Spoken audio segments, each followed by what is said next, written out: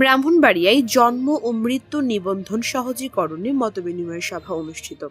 Report Yasin Mahmud.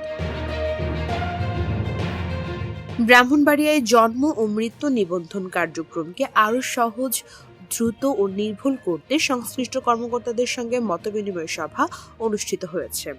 রবিবার 11 জানুয়ারি 2026 বিকাল 3টায় ব্রাহ্মণবাড়িয়া সদর উপজেলা পরিষদ মিলনায়তনে জেলা প্রশাসনের আয়োজনে এই মতবিনিময় সভা অনুষ্ঠিত হয়।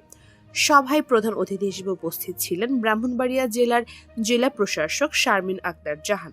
বিশেষ অতিথি হিসেবে উপস্থিত ছিলেন সদর উপজেলার উপজেলা নির্বাহী কর্মকর্তা, পৌর প্রশাসক, ইউনিয়ন পরিষদের চেয়ারম্যানগণ, সচিববৃন্দ এবং জন্ম ও মৃত্যু নিবন্ধন কার্যক্রমে নিয়োজিত সংশ্লিষ্ট কর্মকর্তারা। ব্রাহ্মণবাড়িয়ার সকল ইউনিয়ন থেকে আসা চেয়ারম্যান, প্রশাসক, প্যানেল চেয়ারম্যান উপস্থিত ছিলেন। সভায় বক্তারা বলেন, জন্ম ও মৃত্যু নিবন্ধন নাগরিকের মৌলিক অধিকার এবং রাষ্ট্রীয় সেবা গ্রহণের অন্যতম গুরুত্বপূর্ণ দলিল।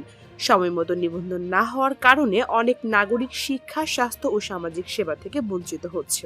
এসব সমস্যা দূর করতে মাঠ পর্যায়ে দায়িত্বপ্রাপ্তদের আরও দায়িত্বশীল ভূমিকা পালন করতে হবে।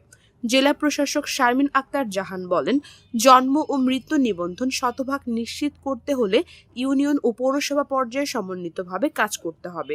কোনোভাবে অবহেলা বা গাফিলতির সুযোগ নেই। তিনি নির্ধারিত সময়ের মধ্যে নিবন্ধন সম্পন্ন করার পাশাপাশি হয়রানি বন্ধে কঠোর নির্দেশনা দেন। সভায় নিবন্ধন প্রক্রিয়ায় বিদ্যমান সমস্যা, অনলাইন সিস্টেমের জটিলতা, জনসচেতনতার অভাব সহ বিভিন্ন বিষয়ে আলোচনা করা হয় এবং তার সমাধানে প্রয়োজনীয় দিক নির্দেশনা প্রদান করা হয়।